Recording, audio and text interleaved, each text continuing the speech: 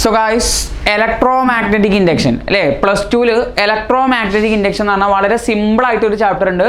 But നമ്മൾ KCET എക്സാമിനൊക്കെ ഇവിടുന്ന് conceptual ആയിട്ടുള്ള ക്വസ്റ്റ്യൻസ് ചോദിക്കും. അപ്പോൾ കുട്ടികൾ തെറ്റിക്കാറുണ്ട്. നിങ്ങൾ മനസ്സിലാക്കേണ്ട കാര്യം കൺസെപ്റ്റ് അറിയുന്ന ഒരു കുട്ടിക്ക് മാത്രം ആൻസർ ചെയ്യാൻ പറ്റുന്ന ടൈപ്പ് ഓഫ് ക്വസ്റ്റ്യൻസ് ഈ ഇലക്ട്രോമാഗ്നറ്റിക് ഇൻഡക്ഷൻ എന്ന് ചോദിക്കാൻ ചാൻസ് ഉണ്ട്. ലെൻസസ് ലോൻ്റെ ഭാഗത്ത് കുറച്ച് കൺസെപ്റ്റ് മാത്രം അറിയണം. കൺസെപ്റ്റ് അറിഞ്ഞിട്ടില്ല എന്നുണ്ടെങ്കിൽ എന്ത് ചെയ്യാൻ പറ്റില്ല, ആൻസർ ചെയ്യാൻ പറ്റില്ല. അപ്പോൾ ലെൻസസ് ലോയും അതിൻ്റെ കൺസെപ്റ്റും അതുമായി ചോദിക്കാൻ ചാൻസ് ഉള്ള ഒരു ക്വസ്റ്റ്യൻ ഒക്കെയാണ് നമ്മൾ ഇന്ന് എന്ത് ചെയ്യുന്നത്, നമ്മുടെ വീഡിയോയിൽ ഡിസ്കസ് ചെയ്യാൻ പോകുന്നത് അല്ലേ. ഇപ്പോൾ ലെൻസസ് ലോ പ്രകാരം നിങ്ങൾക്ക് അറിയാം എന്താണ് ഇലക്ട്രോമാഗ്നറ്റിക് ഇൻഡക്ഷൻ നമുക്കറിയാം അല്ലേ. എന്താണ് മാഗ്നറ്റിക് ഫ്ലക്സിൽ എന്തെങ്കിലും ചേഞ്ച് വന്നു കഴിഞ്ഞാൽ അവിടെ ഇൻഡ്യൂസ്ഡ് EMF ഉണ്ടാകുന്ന ഫിനോമിനെ നമ്മൾ വിളിക്കുന്ന പേരാണ് ഇലക്ട്രോമാഗ്നറ്റിക് ഇൻഡക്ഷൻ അല്ലേ. ഫ്ലക്സിൽ എന്തെങ്കിലും ചേഞ്ച് വന്നാൽ അവിടെ EMF ഇൻഡ്യൂസ് ചെയ്യപ്പെടും. EMF മാത്രമല്ല ആ സർക്യൂട്ട് ഒരു ക്ലോസ്ഡ് സർക്യൂട്ട് ആണെന്നുണ്ടെങ്കിൽ അവിടെ കറൻറ്റും കൂടെ ഇൻഡ്യൂസ് ചെയ്യപ്പെടും അല്ലേ.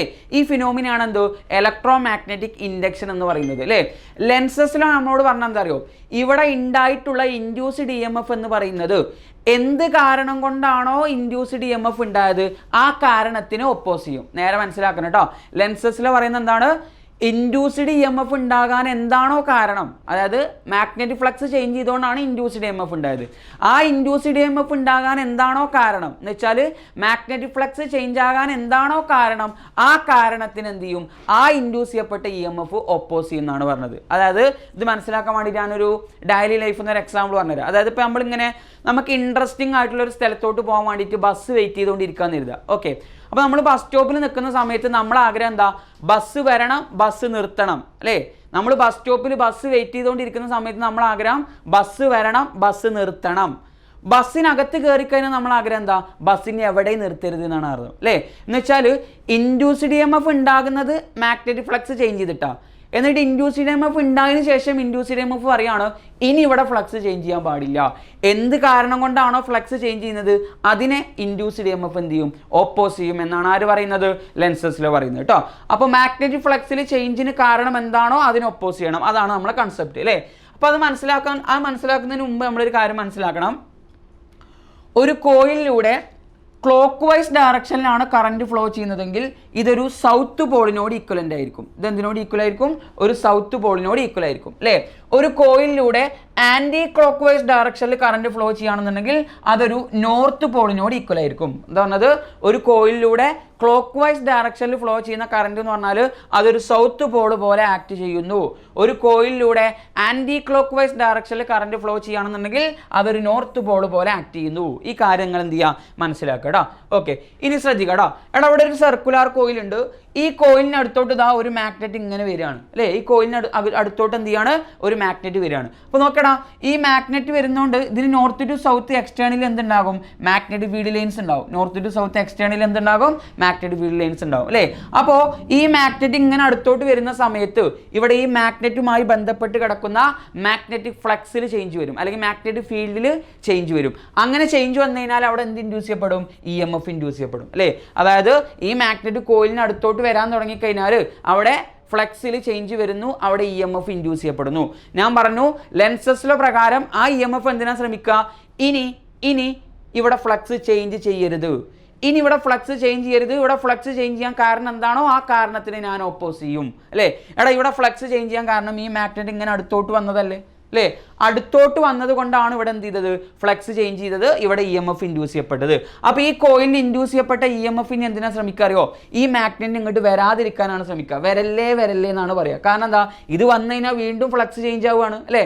ഫ്ലക്സ് ചേഞ്ച് ചെയ്യാനുള്ള കാരണം എന്താണോ അതിനെ ഒപ്പോസ് ചെയ്യണം. അപ്പോൾ വരരുത് എന്ന് പറയണമെന്നുണ്ടെങ്കിൽ ഇവിടെ ഒരു നോർത്ത് പോൾ ഉണ്ടായാൽ പോരെ, ഇവിടെ ഒരു നോർത്ത് പോൾ ഉണ്ടായാൽ പോരെ. എടാ ഇവിടെ ഒരു നോർത്ത് പോൾ ഉണ്ടാവുകയാണെങ്കിൽ ഈ നോർത്തും തമ്മിൽ റിപ്പൽഷൻ ഉണ്ടാകും. ആ റിപ്പൽഷൻ കാരണം ആ മാഗ്നറ്റ് എന്ത് ചെയ്യാൻ പറ്റില്ല, അടുത്തോട്ട് വരാൻ പറ്റൂല അല്ലേ. അപ്പോൾ ഇവിടെ റിപ്പൽഷൻ ഉണ്ടാക്കാൻ വേണ്ടിയിട്ട് ഈ EMF കാരണം ഉണ്ടാകുന്ന കറണ്ട് എന്ത് ചെയ്യുന്ന അറിയോ, ആൻറ്റി ക്ലോക്ക് വൈസ് ഡയറക്ഷനിൽ ഫ്ലോ ചെയ്യും. കറണ്ട് ആൻറ്റി ക്ലോക്ക് വൈസ് ഡയറക്ഷനിൽ ഫ്ലോ ചെയ്താൽ ഇവിടെ ഒരു നോർത്ത് പോൾ പോലെ ആക്ട് ചെയ്യും. നോർത്ത് പോൾ പോലെ ആക്ട് ചെയ്ത് കഴിഞ്ഞാൽ ആ വരുന്ന മാഗ്നറ്റ് എന്ത് ചെയ്യാൻ പറ്റും, ഒപ്പോസ് ചെയ്യാൻ പറ്റും. മനസ്സിലായോ. അപ്പോൾ ഈ മാഗ്നറ്റ് അടുത്തോട്ട് വരുന്ന സമയത്ത് ഇവിടെ ഇൻഡ്യൂസ്ഡ് EMF ഉണ്ടാകും. ആ ഇൻഡ്യൂസ്ഡ് EMF ഉണ്ടാക്കുന്ന കറണ്ട് എന്ന് പറയുന്നത് ആൻറ്റി ക്ലോക്ക് വൈസ് ഡയറക്ഷനിലായിരിക്കും. എന്നാലേ ഇവിടെ ഒരു നോർത്ത് പോൾ പോലെ ആക്ട് ചെയ്യൂ, എന്നാലേ ഈ മാഗ്നറ്റ് എന്ത് ചെയ്യാൻ പറ്റുള്ളൂ, ഒപ്പോസ് ചെയ്യാൻ പറ്റുള്ളൂ അല്ലേ. ഇനി ഇതേപോലത്തെ വേറെ കേസ് നോക്കിക്കോട്ടോ.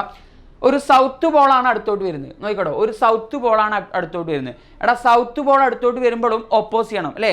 ഈ മാഗ്നറ്റ് അടുത്തോട്ട് വന്നു കഴിഞ്ഞാൽ ഫ്ലക്സിൽ ചേഞ്ച് വരും. ഫ്ലക്സിൽ ചേഞ്ച് വന്നാൽ EMF ഇൻഡ്യൂസ് ചെയ്യപ്പെടും. ആ EMF എന്ത് ചെയ്യണം? ഫ്ലക്സ് ചേഞ്ച് ചെയ്യുന്നതിന് ഒപ്പോസ് ചെയ്യണം. ഒപ്പോസ് ചെയ്യാൻ വേണ്ടിയിട്ട് ഇവിടെ ഒരു സൗത്ത് പോൾ അല്ലേ ഉണ്ടാക്കേണ്ടത് അല്ലേ? ഒപ്പോസ് ചെയ്യാൻ വേണ്ടിയിട്ട് അവിടെ എന്തുണ്ടാക്കണം? സൗത്ത് പോൾ ഉണ്ടാക്കണം. അപ്പോഴേ ഈ സൗത്തും തമ്മിൽ റിപ്പൽഷൻ ഉണ്ടാവുള്ളൂ. അപ്പോഴേ ഈ മാഗ്നറ്റിന് വരാതിരിക്കാൻ പറ്റുള്ളൂ. അങ്ങനെയാണെങ്കിൽ ഇപ്പോൾ ഇവിടെ ഉണ്ടാവേണ്ട കറണ്ട് എന്തായിരിക്കണം? ക്ലോക്ക് വൈസ് ഡയറക്ഷനിലായിരിക്കണം. കറണ്ട് എന്തായിരിക്കണം? ക്ലോക്ക് വൈസ് ഡയറക്ഷനിലായിരിക്കണം. അപ്പോൾ ഇവിടെ ഏത് പോളാണ് ഉണ്ടാവുക എന്നുള്ള കാര്യങ്ങളൊക്കെ നമുക്ക് എക്സാമിനകത്ത് എന്ത് ചെയ്യാണ്ട് ചോദിക്കാൻ ചാൻസ് ഉണ്ട്. ഇനി ഇവിടുന്ന് ചോദിക്കാൻ ചാൻസ് ഉള്ള ഒരു ക്വസ്റ്റ്യൻ ഞാനിവിടെ കൊടുത്തിട്ടുണ്ട് കേട്ടോ. നോക്കിക്കോ, ഇവിടെ ഒരു സർക്കുലാർ കോയിലുണ്ട്. ഇവിടെ എന്തുണ്ട്? ഒരു സർക്കുലാർ കോയിലുണ്ട്. ഈ കോയിലിലോട്ട് ഇതാ ഒരു മാഗ്നറ്റ് ഇങ്ങനെ താഴത്തേക്ക് വരികയാണ്. ഫ്രീ ഫോളിങ് കേസാണ്. ഒരു മാഗ്നറ്റ് താഴത്തോട്ട് ഇങ്ങനെ വരികയാണ്. ഈ കോയിലിൻ്റെ അകത്തോട്ട് താഴത്തോട്ട് ഫോൾ ചെയ്തുകൊണ്ടിരിക്കുകയാണ്. അങ്ങനെയാണെന്നുണ്ടെങ്കിൽ ഈ മാഗ്നറ്റ് വരുന്ന ആക്സിലറേഷൻ എന്ന് പറയുന്നത് A ആണ്. മാഗ്നറ്റ് വരുന്ന ആക്സിലറേഷൻ എന്ന് പറയുന്നത് A ആണ്. അങ്ങനെയാണെങ്കിൽ ഇതിൽ ഏത് ഓപ്ഷൻ ആയിരിക്കും കറക്റ്റ് എന്നാണ് ചോദ്യം. നമുക്കറിയാം, വെറുതെ ഒരു മാഗ്നറ്റ് ഫ്രീ ഫോളിങ് കേസ് ആണെന്നുണ്ടെങ്കിൽ അതിൻ്റെ ആക്സിലറേഷൻ എന്ന് പറയുന്നത് ആക്സിലറേഷൻ ഡ്യൂ ടു ഗ്രാവിറ്റിക്ക് ഈക്വൽ ആയിരിക്കും. ഉറപ്പാണ് അല്ലേ? അതിന് ആക്സിലറേഷൻ എന്ന് പറഞ്ഞാൽ എന്തായിരിക്കും? ആക്സിലറേഷൻ ഡ്യൂ ടു ഗ്രാവിറ്റിക്ക് ഈക്വൽ ആയിരിക്കും. ബട്ട് ഇവിടെ വെറുതെ ഒരു മാഗ്നറ്റ് വരില്ല. ഈ മാഗ്നറ്റ് താഴത്തോട്ട് വരുന്നത് ഒരു കോയിലിനകത്തോട്ടാണ് വരുന്നത്. അപ്പോൾ നോക്കിയടാ, ഈ മാഗ്നറ്റുമായി ബന്ധപ്പെട്ട് കിടക്കുന്ന മാഗ്നറ്റ് ഫ്ലക്സിൽ ചേഞ്ച് വരും. ഫ്ലക്സിൽ ചേഞ്ച് വന്നു കഴിഞ്ഞാൽ ഇവിടെ EMF ഇൻഡ്യൂസ് ചെയ്യപ്പെടും. EMF ഇൻഡ്യൂസ് ചെയ്യപ്പെട്ടാൽ അവിടെ കറണ്ട് ഉണ്ടാകും. ആ കറണ്ട് എന്ത് ചെയ്യണം? ആ EMF എന്ത് ചെയ്യണം?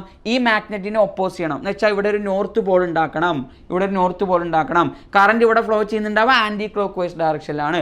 കാരണം വരുന്ന മാഗ്നറ്റിനെ ഒപ്പോസ് ചെയ്യണം ലെൻസസിലെ പ്രകാരം. അങ്ങനെയാണെങ്കിൽ ഈ നോർത്തും തമ്മിൽ അവിടെ റിപ്പൽഷൻ ഉണ്ടാവും. റിപ്പൽഷൻ ഉള്ളതുകൊണ്ട് അതിൻ്റെ ആക്സിലറേഷൻ കുറയില്ലേ? വെറുതെ ചാടുകയാണെങ്കിൽ ആക്സിലറേഷൻ ഡ്യൂ ടു ഗ്രാവിറ്റി ആണ് ഉണ്ടായിരുന്നത്. ബട്ട് ഇവിടെ ഒരു റിപ്പൽസീവ് ഫോഴ്സ് ഉണ്ടാകും. ആ റിപ്പൽസീവ് ഫോഴ്സ് കാരണം ഇവിടെ ആക്സിലറേഷൻ കുറച്ച് കുറയും. അപ്പോൾ നമ്മൾ ആൻസർ എന്താ? A ലെസ് ദാൻ G എന്നാണ് നമ്മൾ ആൻസർ വരിക. ഓക്കെ, അപ്പോൾ ഇതുപോലെ കോൺസെപ്റ്റ് അറിയേണ്ട ക്വസ്റ്റ്യൻസ് ഒക്കെ നമ്മുടെ KCET എക്സാമിനകത്ത് ചോദിക്കും. ഇലക്ട്രോ മാഗ്നറ്റിക് ഇൻഡക്ഷൻ നമുക്കൊരു 2 ക്വസ്റ്റ്യൻ വരെ പ്രതീക്ഷിക്കാം. കൂടുതൽ ക്വസ്റ്റ്യൻസ് നമുക്ക് എന്ത് ചെയ്യാം? നമ്മുടെ ഗ്രൂപ്പിലൊക്കെ ഡിസ്കസ് ചെയ്യാം. KCET എക്സാമിനകത്ത് ക്രാക്ക് ചെയ്യാൻ ആവശ്യമുള്ള താല്പര്യമുള്ള എല്ലാ കുട്ടികളും നമ്മളെ ഡിസ്ക്രിപ്ഷനിലുള്ള ലിങ്ക് വഴി നമ്മുടെ ഗ്രൂപ്പിൽ എന്ത് ചെയ്യുക? ജോയിൻ ചെയ്യുക. Okay, thank you.